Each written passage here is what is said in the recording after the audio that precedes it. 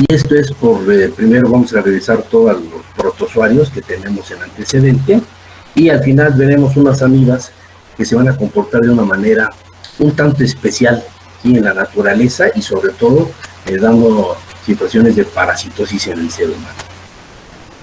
Vamos a brincar el día de hoy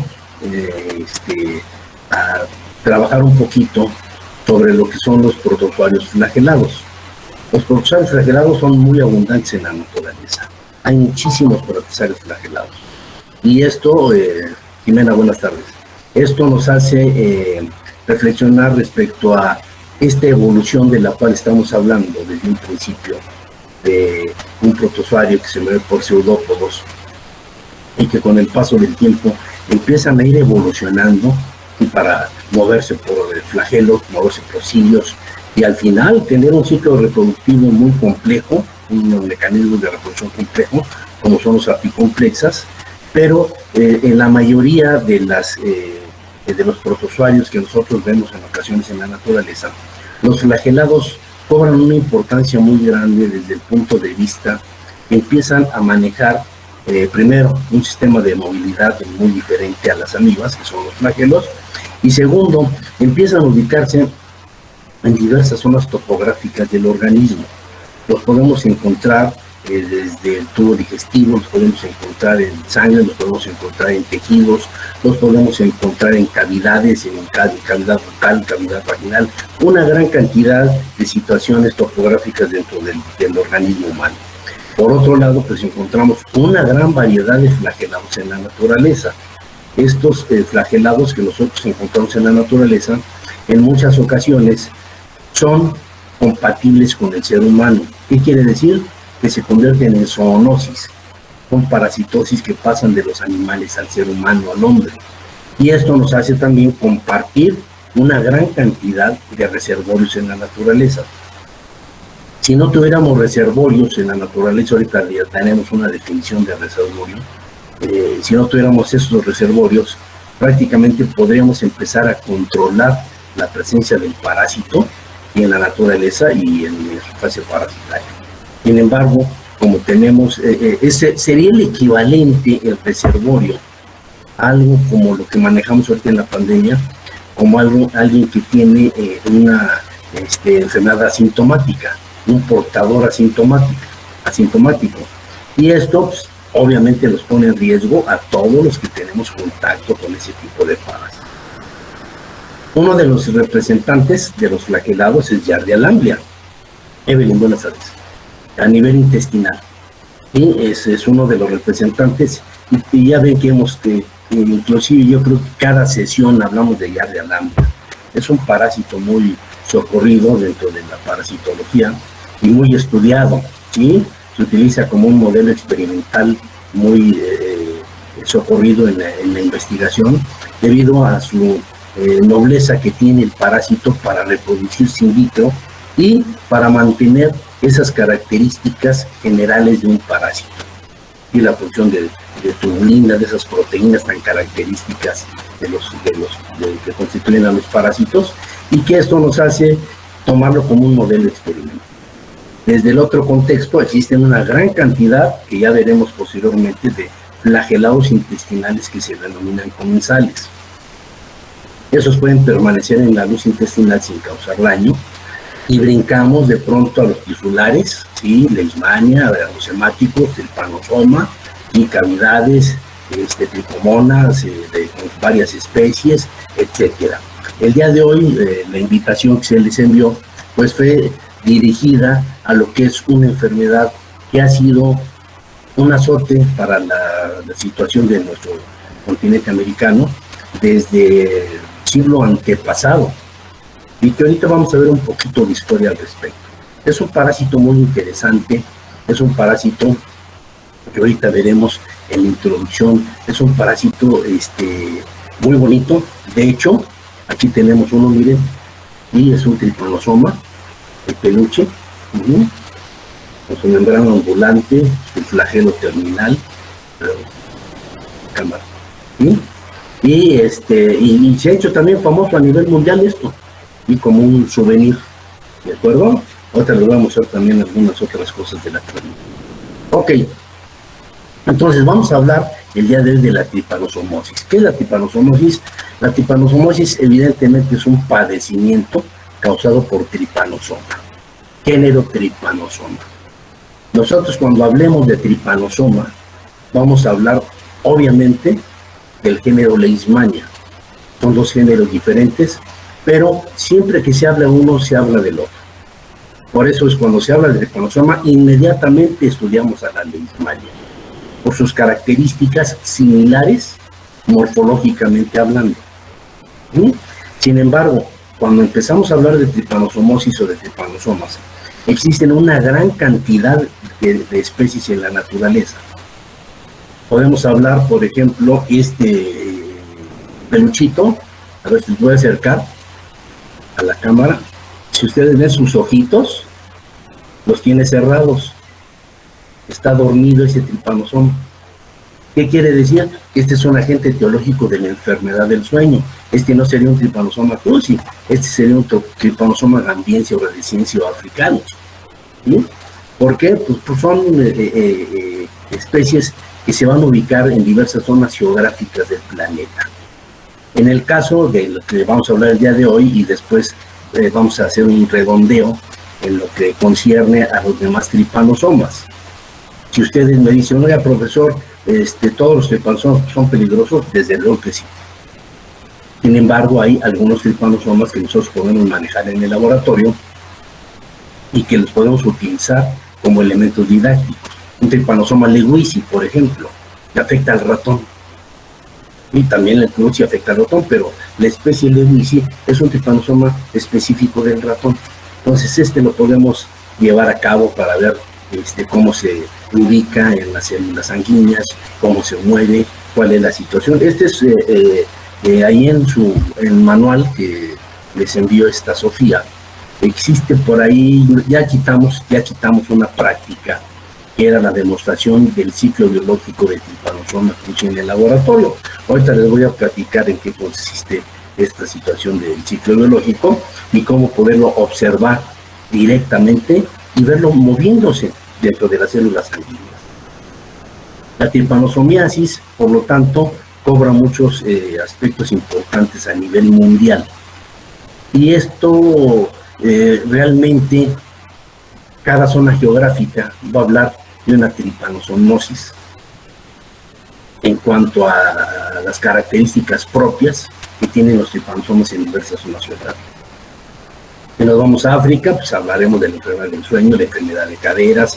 Si nos vamos a otra zona geográfica, podemos hablar de otros tripanosomas que causan lesiones a nivel cutáneo, etcétera. Si nosotros nos vamos del continente americano, vamos a hablar de la tripanosomosis americana. Aunque, ¿se acuerdan cuando empezamos a platicar sobre la parasitología? Nosotros hablábamos de los parásitos, de las parasitosis debidas a migraciones humanas. Y no es raro hoy en día que puedan aparecer casos que no son autóctonos en otras zonas geográficas del mundo. Si hablamos de tripanosomosis americana, vamos a hablar de una parasitosis que existe desde el río Bravo hasta Tierra de Fuego, toda América, exceptuando el continente americano, el país americano, los Estados Unidos, que están libres de este tipo de padecimientos debido a que no existe ahí una situación que haga que el ciclo biológico se dé en ese entorno. Ahorita hablaremos de los transmisores y hablaremos también de las características propias del parásito. Entonces, ahí pueden diagnosticar un tripanosoma cruzi, por ejemplo, en España. Sí, pero lo más probable es que no sea un caso autóctono, es que sea alguien que haya venido a viajar por acá, regrese y se le desarrolle la enfermedad allá. ¿De acuerdo? Entonces, si hablamos de tripanosomosis americana, vamos a hablar de un parásito que se ubica en América Latina, ¿sí? En nuestro país, Centroamérica, Sudamérica, y que esto nos conlleva a que tengamos que hacer un estudio muy profundo. ¿Por qué? Ahorita hablaremos de esas migraciones que ustedes han oído tanto ahorita en las noticias y en la televisión, y que lo platicaremos dentro de un momento a su debido tiempo, de por qué existen esos peligros, o existían esos peligros de la migración con las enfermedades infecciosas. En particular, ahorita que estamos hablando del Trypanosoma cruzi y del Trypanosomosis americana. Esto ha sido un boom tan grande en el mundo que, aunque no exista la Trypanosomosis americana en la comunidad europea, que no exista en la India, que no existe en China, que no existe en África puede haber, pero en otros lugares donde no exista, la ciencia avanza y diseña métodos diagnósticos. ¿Por qué? Un negocio para las industrias farmacéuticas. Establecer los métodos diagnósticos para ese tipo de parásitos. ¿Y qué hacen? Pues nos mandan todas las características de diagnóstico para nuestro continente, y aquí pues empezamos a utilizarlo. ¿Hay métodos diagnósticos aquí? Claro que sí los hay. Sin embargo, empiezan a haber situaciones hoy en día que son normatividades. Existen normas para diagnosticar la Trypanosomosis americana. ¿Perdón? Entonces, ya haciendo un poquito de esta situación de introducción, vamos a ver en qué consiste esto. Ya los iba yo a colgar ahorita. Llevo en el teléfono, que íbamos a colgar ahorita la llamada. Pero afortunadamente nos arrepentimos. Ok, muy bien. ¿Se ve la presentación? Sí. Sí, profesor. Sí, se ve. Muy bien, entonces vamos a hablar de la Trypanosomosis americana. Perdón que de repente muerdan las palabras, pero a veces el ímpetu y la emoción hacen que por ahí se muerdan una que otra palabrita. Trypanosomosis, obvio, eso también se denomina enfermedad de Chagas, Trypanosomosis americana, y es un padecimiento muy, muy especial, muy importante, y sobre todo es una característica que nosotros vamos a tener aquí en algunos lugares, ¿sí?, donde existe la parasitosis, que son lugares rurales. Y nosotros nos vamos a las estadísticas.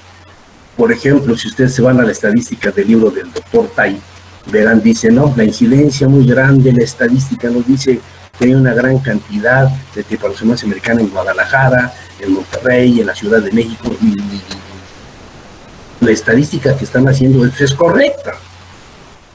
Pero ¿por qué se dan ahí las estadísticas? ¿Por qué? Porque la gente de las zonas rurales acude a las ciudades donde existe la atención adecuada para atender ese tipo de parásitos, y ahí es donde se toma nota de qué es lo que se está haciendo. Por eso se dice que a veces existe incidencia en una gran cantidad de zonas geográficas del país. ¿De acuerdo? Ok, ¿quién es Trypanosoma? ¿Quién es la Trypanosomosis? Esto es una situación de la Organización Mundial de la Salud, donde nos habla dónde se ubica la enfermedad de Chagas. Y si ustedes ven, aquí está el mapamundi. En rojo está ubicado la enfermedad de Chagas como países endémicos. Y tenemos desde el río Bravo hasta Tierra de Fuego, hasta la Patagonia. ¿Sí? Tenemos Centroamérica, Sudamérica y la gran mayoría de los países que están constituyendo y zona de países endémicos de Chagas, que están en rojo, tienen incidencia de enfermedades. Aquí vamos a hablar un poquito al respecto. Bueno, mejor lo vamos a dejar para eso, para ver el tipo de mecanismo de transmisión que se da en un momento determinado. Entonces, eso está determinado por la Organización Mundial de la Salud y nos dice, enfermedad de Chagas, en específico, la Trypanosomosis americana, es endémica. ¿Claro? Río Bravo hasta la Patagonia, Tierra de Fuego. Muy bien. Aquí tenemos una incidencia elevada dentro de lo que serían las cuestiones infectológicas de América. ¿Sí? Si ustedes ven, tenemos en la mayoría, casi en todos los países del continente americano, la incidencia de la Trypanosomosis americana. ¿Ok? Lo importante, ¿cuál es? Miren, aquí están todas las costas de nuestro país, todas las costas del Pacífico y parte de la costa del Golfo. Todo esto que estamos observando ahorita, nosotros vamos a ver en un momento por qué la migración humana puede hacer que esto empiece a ubicarse con una mayor incidencia en algunos países que no. ¿Sí? Ahora regresamos a este mapita. ¿De acuerdo? ¿Por qué enfermedad de Chagas? Hace siglo antepasado, nace el doctor Carlos Justiniano Ribeiro Chagas, quien empieza a trabajar sobre un parásito muy particular que identifica y que empiezan a ver qué es lo que sucede allí en principios del siglo pasado. Y ahorita vamos a ver por qué tanta importancia se le da a esta enfermedad de Chagas, y así se denomina enfermedad de Chagas por honor a quien empezó a hacer los estudios iniciales de este tipo de padecimiento. El doctor Carlos Justiniano Ribeiro Chagas era un doctor que se dedicaba al estudio de ver ese flagelado, ese flagelado que se encuentra en la sangre y qué es lo que producía en algunos animales de laboratorio y en el ser humano. Lógicamente estamos hablando aquí de la edad en que muere Chagas, y en honor a él se denomina enfermedad de Chagas. ¿Sí? Vamos a ver por ahí algo que se llama chagoma de inoculación, y todo es en base a el estudio que hizo ese doctor junto con otro doctor que es Salvador Maza, que es uno que se encargó también de desarrollar todo este tipo de descubrimiento de su ciclo biológico. ¿De acuerdo? Muy bien. Este es el agente etiológico, ya lo vimos hace ratito, aquí está, y ahí lo tienen. ¿De acuerdo? Es una estructura alargada con una membrana ondulante en la superficie que termina en un flagelo terminal.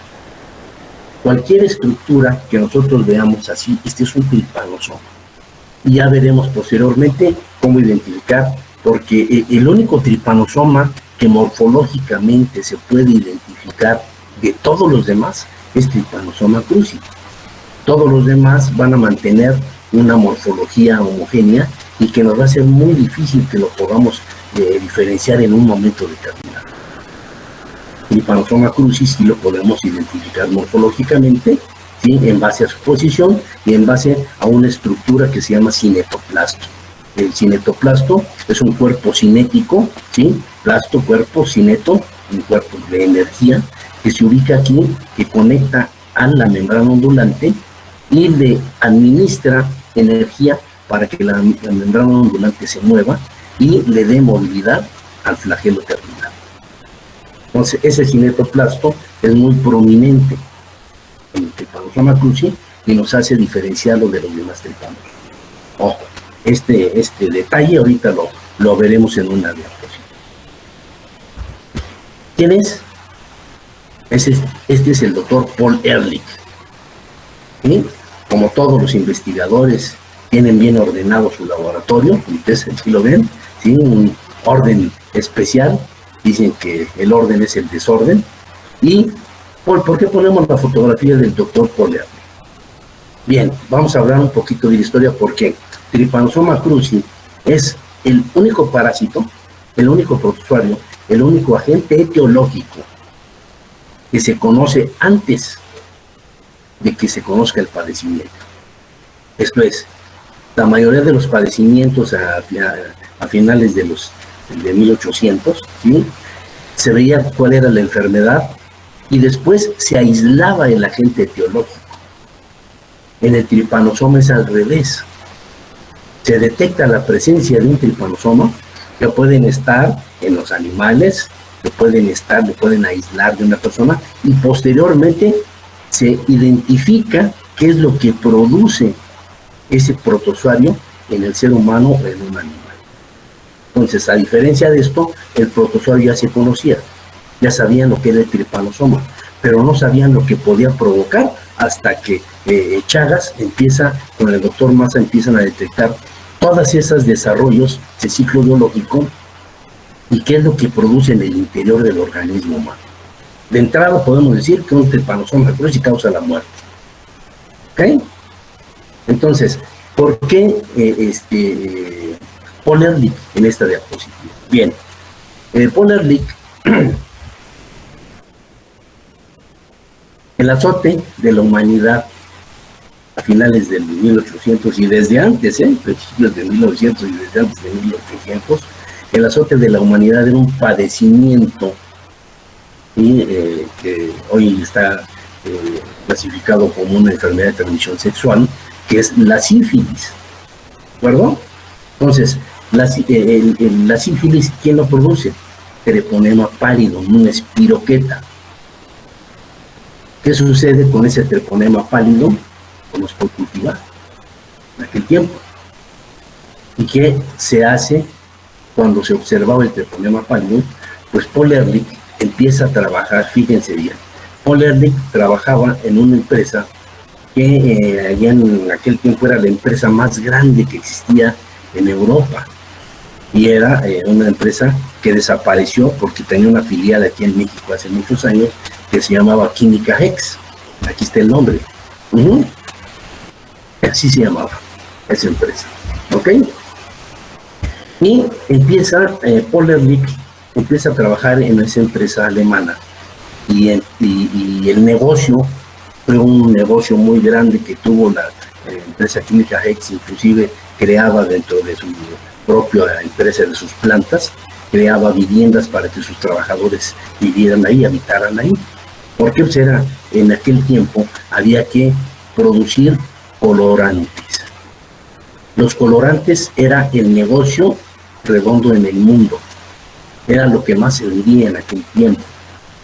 Y había colorantes que se compraban, si ustedes ven los cuadros de allá que se tienen del imperialismo y de los reyes en aquel tiempo, son cuadros que están pintados muy vistosamente, con capas azules, con capas rojas, amarillas, etcétera, muy vistosos. Entonces, los que producían los colorantes, entre más efectivo era el colorante, mejor pegaba, y esto era a nivel mundial. Y de ahí Química Hex creció a nivel mundial, después se convirtió en emporio farmacéutico, hasta ahí aproximadamente hace unos 30 años, se fusionó con Celanese y empezaron a hacer una gran cantidad de fusiones con otros laboratorios y se convirtieron en potencias a nivel mundial. Ok, esta es historia farmacéutica. Este agente teológico, cuando lo ve Paul Ehrlich, dice que es similar a una espiroqueta. Por eso pongo esta imagen. Si todo el mundo ya sabe lo que es una espiroqueta, una espiral. Y dice Paul Ehrlich en aquel tiempo que en la espiroqueta, el Treponema pallidum, Trypanosoma cruzi, como tenían aproximadamente la misma forma, ¿sí? Decía que eran primos, eran de la misma familia. ¿Y por qué le llamó la atención? Porque en sus estudios posteriormente de los colorantes, Paul Ehrlich empezó a ver que si estudiaba a los colorantes y se los inyectaba a los animales, ¿sí? Había colorantes, y de ahí empieza el nombre de colorantes vitales. Si le inyectaban un colorante, se tenía, ¿sí?, el ojo de un conejo, o si inyectaba otro colorante, se tenía la zona muscular del conejo, o si inyectaban varios colorantes, se tenían selectivamente diversos órganos del conejo.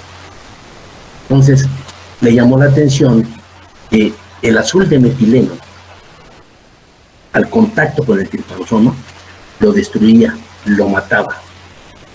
Y si ustedes ponen, y esta es ahorita veremos cómo en Venezuela hace muchos años se liberaron de una trypanosomiasis, poniéndole azul de metileno a algunas bolsas de sangre para transfusión. Ahí destruían a los Trypanosomas. Entonces era un trypanosomicida, el azul de metileno. Entonces dice Ehrlich, pues el azote de la humanidad es el sífilis, toma como modelo al Trypanosoma y empieza a ver qué colorantes destruyen al Trypanosoma. Y uno de ellos es el azul de metileno. Cuando quiere ver si como son, Paul Ehrlich tiene su teoría que son de la misma familia, y obviamente es Hoy en día es una teoría absurda. Y hoy en día sabemos que es un protozoario y lo otro es un espiroqueta, es una bacteria. ¿Qué sucede cuando Paul dice, bueno, vamos a encontrar si hay selección de los colorantes en los tejidos? También debe haber selección de los colorantes para destruir a estas estructuras. Y empieza a buscar en aquel tiempo lo que se conoce la bala mágica. Y hace 606 experimentos utilizando colorantes, les va diciendo, adicionando radicales, y hace una teoría muy interesante que se llama teoría lateral de los colorantes, en la cual le adiciona radicales y los va haciendo más potentes hasta que llega con una molécula al cual le adiciona arsénico. Y después de 606 intentos, llega a obtener el famoso Salvarsan. Aquí tenemos, estas son las primeras ampolletas con las cuales se combatía la sífilis, a lo que él llamó la bala mágica. Obviamente, esto desaparece en 1939 con el advenimiento de la penicilina. Hoy en día, el medicamento y el antibiótico de elección para la sífilis sigue siendo la penicilina. Es una maravilla. Desgracia para los que tienen hipersensibilidad a la penicilina, porque hay que utilizar otro tipo de antibióticos. Pero con unos cuantos millones de unidades de penicilina, la gente se libra de la sífilis. Y es lo que hizo Paul Ehrlich después de 606 intentos. Así se le denominaba el 606. ¿Y a base de qué? De un modelo, ¿a partir de quién? De un tripanosoma. Posteriormente llega el doctor Chagas y dice, cuidado, ¿por qué? Porque este tripanosoma también puede matar y mata más rápido que la sífilis, probablemente. Entonces, ¿qué hace que nosotros empecemos a estudiar a este tripanosoma, a este tripanosoma cruzi? Pues muy elemental, se empiezan, aquí voy a poner un modelo, que es un modelo que se estudiaba y todavía en algunos libros de texto rige, pero que hoy en día algunos autores empiezan a tratar de cambiar este tipo de modelo de evolución. El género tripanosoma lo vamos a encontrar nosotros en 4 fases evolutivas en la naturaleza. ¿Por qué esas 4 fases evolutivas? Es la forma de transición de esta estructura a esta estructura. Hagan de cuenta que es cuando van a nacer, nacen, se vuelven adolescentes y se vuelven adultos. Son las fases evolutivas de ese tripanosoma. Claro, cada uno de estos tiene sus funciones específicas, ahorita vamos a platicarlas. La primera, el amastigote. Es una forma esférica, ¿sí? Ovalada, ovoide, y en la cual este amastigote normalmente es intracelular. Y es la forma en que se reproduce el tripanosoma en el interior de la célula. ¿Cómo se reproduce? Por fisión binaria. Entonces, esta es en el interior de la célula. ¿Qué sucede cuando ese amastigote se reproduce constantemente y la célula ya no lo puede retener? La célula estalla y libera una estructura que es el premastigote, que es una estructura alargada con un medio flagelo y que inmediatamente pasa a formar otra estructura evolutiva que es el epimastigote, que ya tiene media membrana ondulante y flagelo. Y este pasa a formar, a evolucionar a lo que se conoce como tripomastigote, que es ya la membrana ondulante completa, el flagelo terminal y la forma característica del tripanosoma. Por tal motivo, si en este momento ya les empiezan a preguntar a ustedes, oye, ¿tú qué sabes de tripanosomiasis? El tripanosoma cruzi, ¿cuántas fases evolutivas tiene? Estas 4. Ahorita veremos cómo empiezan a diferenciarse ya y se toman hoy en día 3 fases, pero vamos a seguir manejando estas 4 fases para el entendimiento general. ¿De acuerdo? ¿Qué hay? La interrelación entre los diferentes géneros de las familias. Bueno, obvio, como estas son fases evolutivas, amastigote, premastigote, epimastigote, tripomastigote. Como son fases evolutivas, ¿sí? Nosotros los podemos encontrar en la naturaleza. ¿Y qué hacemos? Por ejemplo, el género Leishmania, también tiene mastigotes. Entonces, a esto hace muchos años se le denominaba Leishmania. La fase de amastigote era una Leishmania, hoy es amastigote. La fase de premastigote era una leptomona. La fase de epimastigote era una critidia. Y la fase de tripomastigote era un trypanosoma. Y esto que acabamos de mencionar, los 4, de Leishmania, leptomona, critidia y trypanosoma, son 4 géneros diferentes. Por eso es que ahora lo manejamos como mastigote, premastigote, epimastigote y tripomastigote, sus fases evolutivas. Ok, aquí es donde vamos a tratar de integrar ya una definición correcta. La nomenclatura que hoy en día se maneja para el Trypanosoma cruzi, pues es la clasificación, tiene la familia, que son los trypanosomatidioides, el orden, cinetoplástidos, por la cinética del flagelo, y la clase Zoomastigina, ¿sí? Que son los flagelados. ¿Cuáles son los estadios evolutivos actuales? Pues seguimos teniendo el amastigote, el tripomastigote sanguíneo, el tripomastigote metacíclico y el epimastigote. ¿Sí? Si ustedes ven en esta clasificación actual, y no está el pre o promastigote, aunque nosotros lo seguimos manejando en el laboratorio cuando los cultivamos. Cuando nosotros hacemos un cultivo de estas estructuras in vitro, se le denominan pro o premastigotes. ¿De acuerdo? Esto es lo que nosotros observamos en los ciclos biológicos normales del trypanosoma. Trypanosoma, tripomastigote y tripomastigote. ¿Qué diferencia hay entre este y este? Pues nada más el nombre. Son los mismos. Si a mí, de aquí en adelante, les empiezan a decir, oye, es un quiste metacíclico. Ah, caray. Pues ¿sabes qué? Es una estructura que va a penetrar al organismo. Es un tripomastigote metacíclico.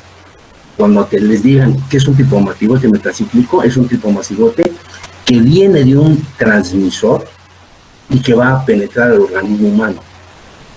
Es un tripomastigote sanguíneo, el que está en sangre. ¿Morfológicamente son iguales? Sí. Su estructura de superficie pueden cambiar. ¿Por qué? Estos que provienen, ¿sí?, de un transmisor, en el intestino medio del transmisor, han llevado a cabo un cambio en su estructura de superficie. ¿Se acuerdan cuando hablamos de esa estructura de superficie, de esa membrana? Que si le cambiamos nosotros algunos azúcares a la superficie, los podemos volver más diluidos. Ahorita hablamos respecto a los transmisores. El epimastigote, pues obviamente, es la evolución de la mastigote, el epimastigote y el tripomastigote. ¿Queda claro todo esto? Debo de entender que sí. Sí, profe. Muy bien. Ok. ¿Quiénes son los transmisores?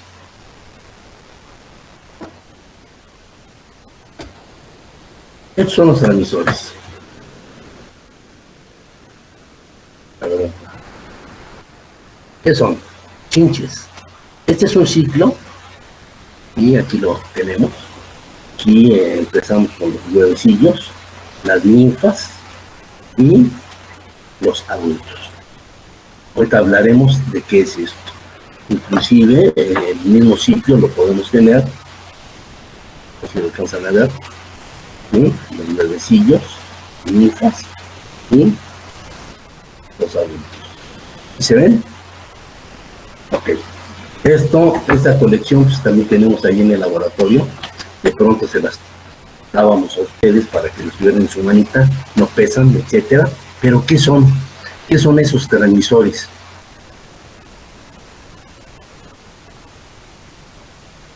Ok. Esos transmisores existen en nuestro país, existen en Centroamérica y existen en Sudamérica. y normalmente se conocen como chinches. Ok, chinches, si nosotros nos vamos a la entomología, chinches hay una gran cantidad de géneros y especies. Chinches hay muchas en el mundo, desde las colchoneras hasta estas estructuras que llegan a medir hasta 5 centímetros de largo. ¿Qué orden tienen esas chinches? Son hemípteros. Y de ahí se van dividiendo en familias y subfamilias. ¿Sí? Cuando ustedes les digan, oye, una chinche, inmediatamente capten entomológicamente. Una chinche es un hemíptero. ¿Ok? Estas ¿de qué familia son? Son redulides. Y tiene una subfamilia que se llama Triatomine o Triatomide. Estos son. Y de estos encontramos una gran cantidad de géneros en América. En México y en algunos países de Latinoamérica podemos nosotros compartir algunos géneros, ¿sí? Aunque existen de esto una gran cantidad de géneros distribuidos. En México tenemos 3 géneros importantísimos: el género Triatoma, el género Rhodius y el género Pastrongyllus. Inclusive por aquí el término de Pastrongyllus megistus hace que nosotros tengamos un pánico al tener la ingestión de sangre producidas por este tipo de chinches. Y los más comunes son el Triatoma y el Rhodius. Y dentro del Triatoma tenemos una gran cantidad de especies diferentes: Dimidiata, Filosoma, Papilipenis, Barberi e Infestans. Estos dos últimos ahorita han cobrado mucha importancia porque se han aislado. Por ejemplo, en el estado de Hidalgo, en Pachuca, se ha aislado mucho Barberi. Y uno dice, oye, pero ¿qué pasa? ¿Qué sucede? Bueno, son situaciones ya de investigación que ahorita hablaremos también. Entonces, ¿qué pasa con esos Triatomas, Rhodium y Pastrongyllus? Dependiendo de las zonas geográficas, aquí vamos a hablar de los diferentes motes que se les ponen a estas chinches. ¿Sí? En Chile, chupo. Argentina, pinchucas. En una gran cantidad de países, chinches hociconas o chinches besuconas. Y uno dice, a ver, ¿por qué este término? ¿Por qué? Normalmente este tipo de triatomas, ¿sí?, van a picar, a alimentarse de sangre. Son chinches. El 99.9% de las chinches son hematófagas, requieren sangre, animales o del hombre. Y esto, cuando estas estructuras, cuando se van a alimentar del hombre, pueden picar en cualquier zona corporal, en una pierna, en un brazo, en el pecho, etcétera. Pero normalmente esto lo van a hacer de manera nocturna, y lo que hacen es, si la gente está durmiendo y tiene la cara descubierta, ¿sí?, normalmente pican en la comisura de los labios, alrededor de la boca. De ahí que se denominan chinches hociconas o chinches besuconas. Si nosotros queremos empezar a trabajar ya desde el punto de vista que no tiene nada de malo denominarlo pinchucas, chinches, chupo, ¿sí?, son triatómicos. ¿Es un triatómino? Esto es un triatómino. Es un transmisor, un elemento transmisor de la Trypanosomosis americana. Y aquí los tenemos. ¿De acuerdo? Este es, a ver, déjame ver si hay.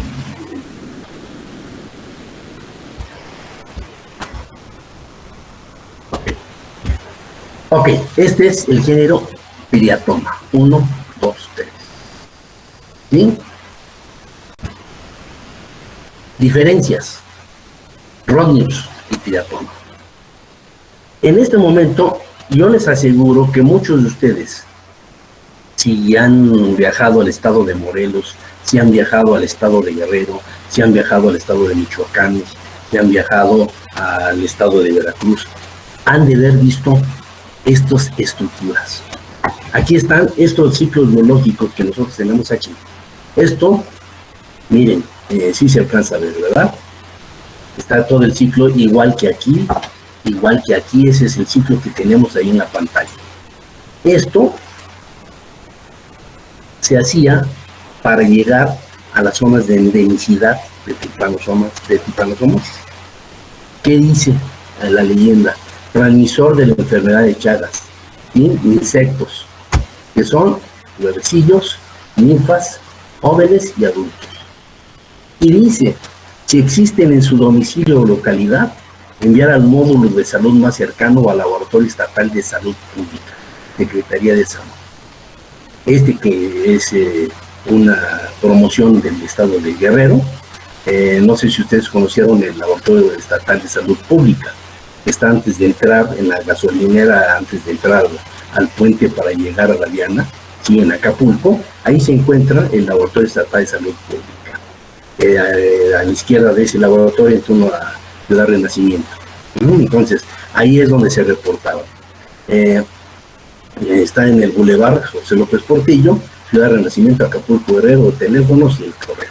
Entonces, ¿para qué esto se usaba como propaganda? Para que la gente mantuviera alejada de sus casas este tipo de elementos transmisores.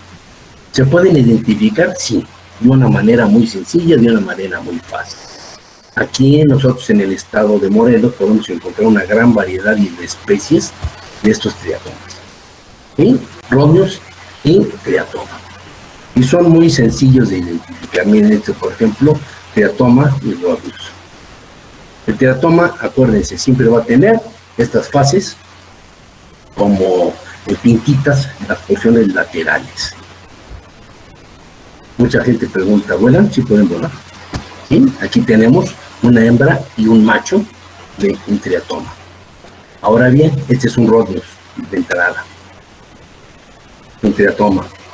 ¿Qué hacen estos triatomas? Son hematófagos, se alimentan. Cuando teníamos nosotros nuestros triatomas ahí en el laboratorio 210, yo antes estaba en el laboratorio 1D, ahí teníamos, y lo que hacíamos es introducirlos estos en unos frasquitos de esos famosos Gerber, y les poníamos una gasita, no se salen, ¿sí? Y los queríamos alimentar, tomábamos una gallinita, un pollo, le quitábamos los plumas, nos acercábamos y hacen esto. En el momento en que sienten el calor, sacan el hemocele, lo introducen y empiezan a absorber sangre. Si ustedes se dan cuenta, son planos estos triatomas. Pueden tener, aquí tenemos una verificación de lo que es la ingesta sanguínea, es plano el triatoma, es plano el transmisor, y tenemos más imágenes, un Rhodius. Ahora bien, estos insectos, estas chinches, pueden ingerir tal cantidad de sangre. ¿Por qué? Porque si ustedes le dan ingerir sangre, no saben si al otro día van a tener alimento. Entonces, lo que hacen es tomar sangre desmedidamente. ¿Para qué? Para que les dure 2 o 3 meses y puedan estar sobreviviendo hasta que encuentran otra víctima para poder ingerir la sangre, picar y ingerir la sangre. Ok. Estos triatomas, estos Rhodius, estos pastrónquilos, pueden ingerir tal cantidad de sangre que ya vieron cómo forman ese volumen. Ese volumen actúa mecánicamente sobre el intestino medio y hace que deyecten. ¿Sí? Estas, ojo, en algunos libros van a decir defecan, no. Estas estructuras no defecan, deyectan. Y estas son deyecciones. Si ustedes ven lo que hace una mosca, deyecta. ¿Y qué es lo que se deja la mosca en los foquitos ahí de repente donde se acercan las moscas? Deyecciones. Entonces, el triatoma deyecta y sorpresa. Esas estructuras no introducen al tripanosoma por el hemocele. Muchos dirán, es que me picó y aquí penetró. No. El tripanosoma metacíclico está en el intestino medio del agente transmisor. De tal forma que cuando se alimenta de sangre y deyecta, aquí van una gran cantidad de tripanosomas metacíclicos que van a penetrar. ¿A dónde van a penetrar? A la solución. Aquí ya si deyectan, van a tener movilidad o la gente se rasca y tenemos ya una solución de continuidad. Esa solución de continuidad pues va a ser la penetración del hemocele y que empiece a desarrollar la penetración de los tripanosomas metacíclicos al interior del organismo. ¿Queda claro? Profe, yo me confundí. Sí. Y yo también me confundí. Entonces, ¿realmente no te transmiten los parásitos por su picadura, sino por sus deyecciones? Es correcto. Pero, ¿cómo? O sea, cuando te dejan esa deyección y te rascas... Tú misma te inoculas. Ahí hay una solución de continuidad. La penetración del hemocele, que es la agujita hipodérmica con la que chupan la sangre, el piquito, vamos a hablar, el piquito con el que chupan la sangre, ¿sí? Ese hace una perforación, se llama solución de continuidad. Haz de cuenta que tomaste una agujita y ¡pum!, hiciste un orificio. Entonces, si tú te rascas o el mismo protozoario, por su movilidad que tiene, llega a la solución de continuidad, penetra al interior. ¿Ok? Ok. ¿Está claro? Sí, gracias. Muy bien.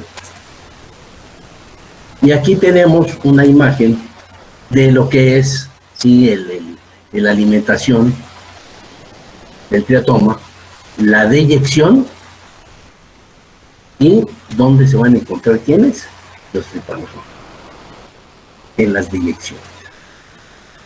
¿De acuerdo?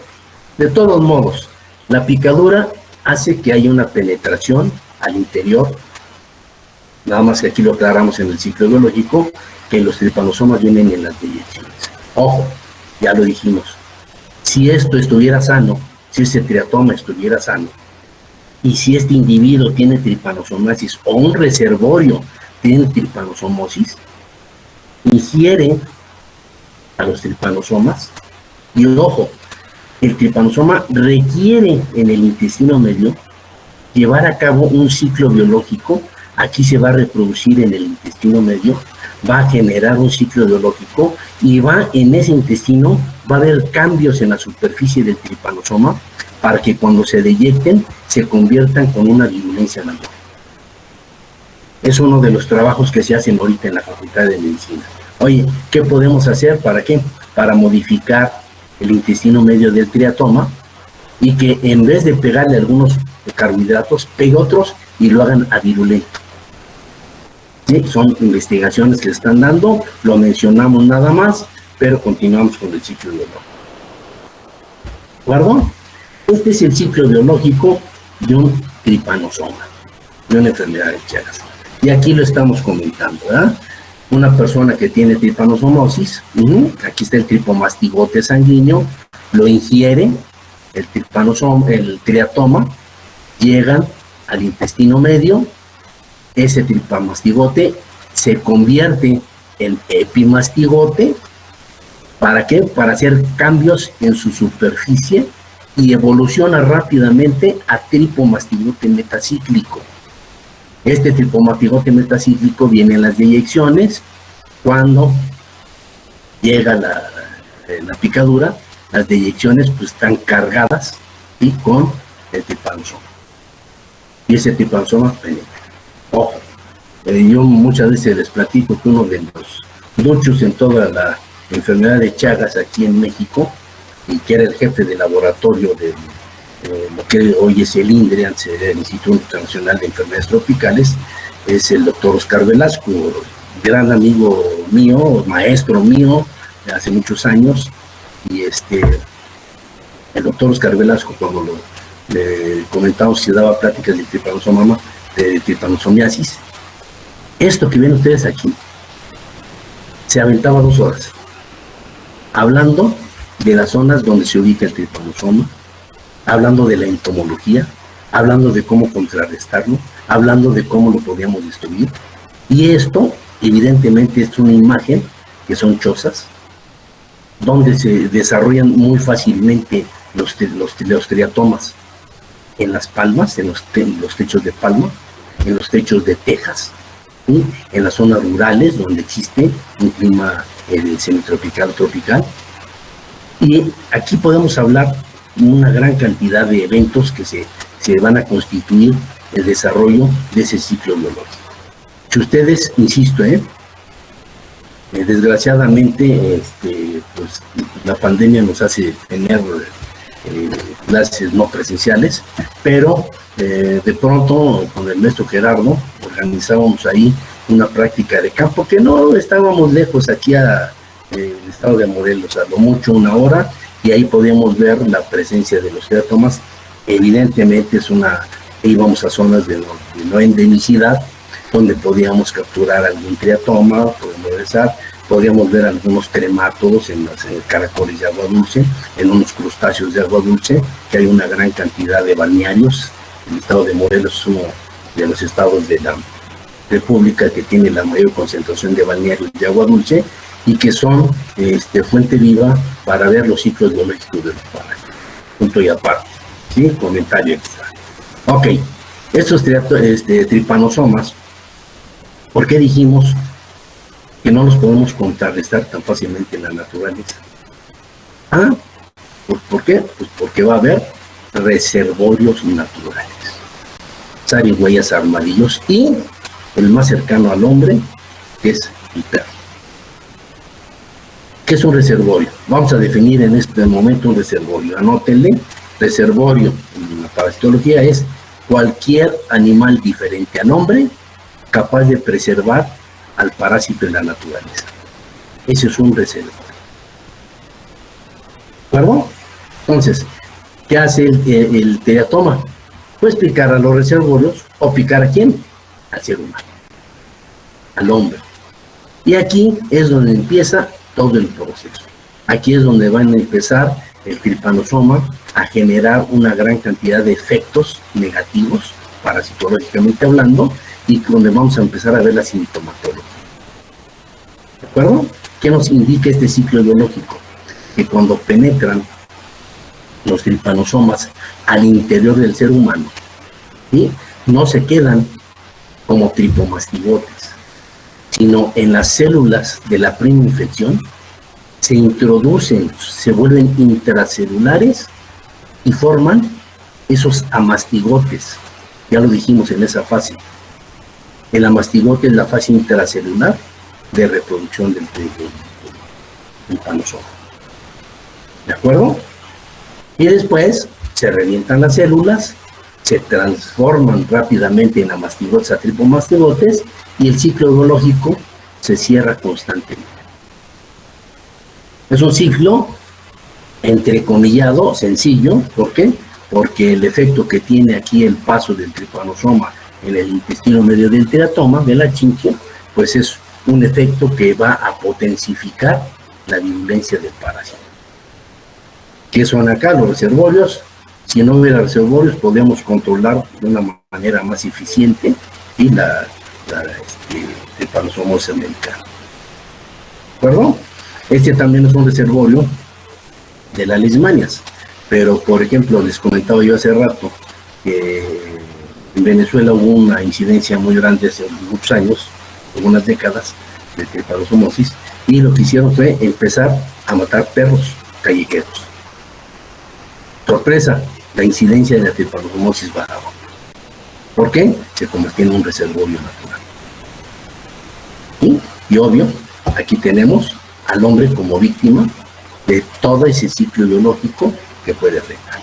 Ahora bien, ¿qué es lo que sucede cuando... A ver, vamos a hablarlo. Vamos a hablar. Sí. A ver, cuando vamos a elegir ahorita una zona topográfica del cuerpo, la que ustedes quieran. Bueno, alguien que diga por ahí qué parte del cuerpo quiere que un teratoma lo pique a alguien. ¿Nadie? ¿En la pierna? ¿Qué? ¿En la pierna? En la pierna, perfecto. Perfecto. Buena decisión.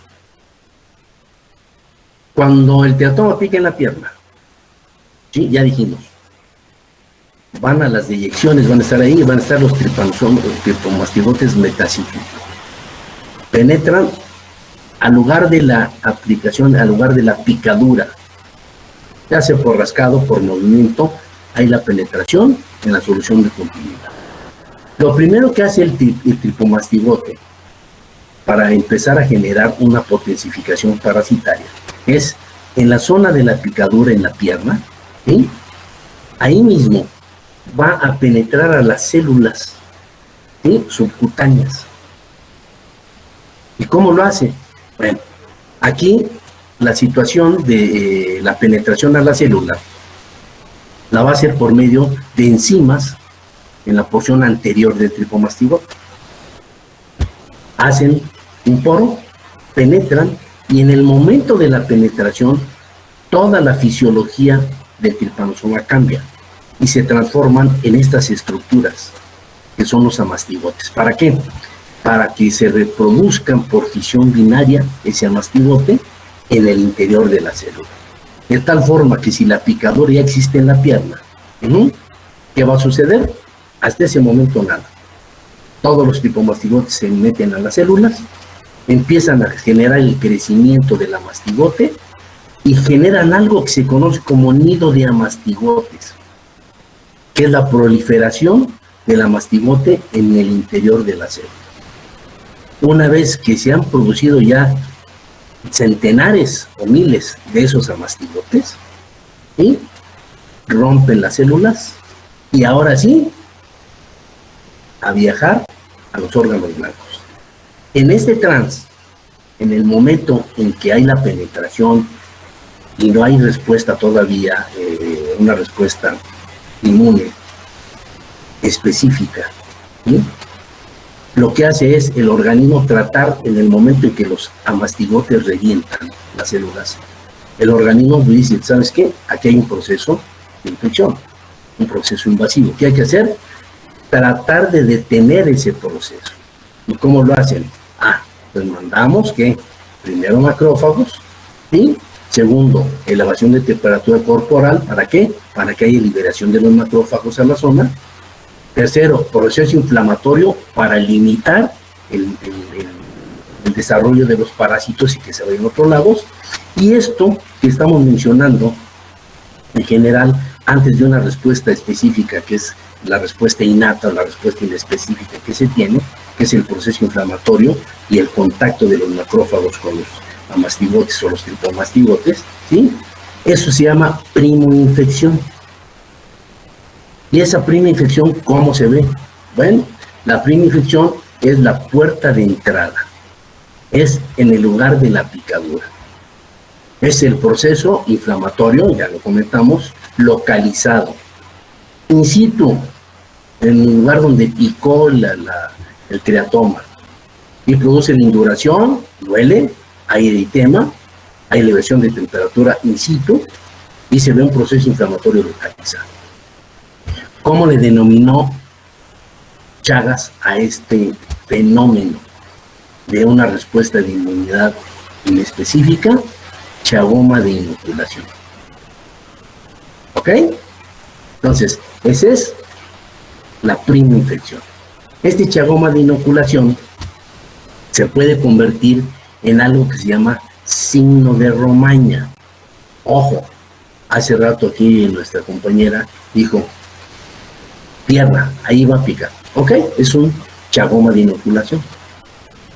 Sin embargo, cuando el chagoma de inoculación da en la cara por la picadura alrededor de la comisura de los labios, la preinfección de la trypanosomonas americana cambia de nombre y se llama signo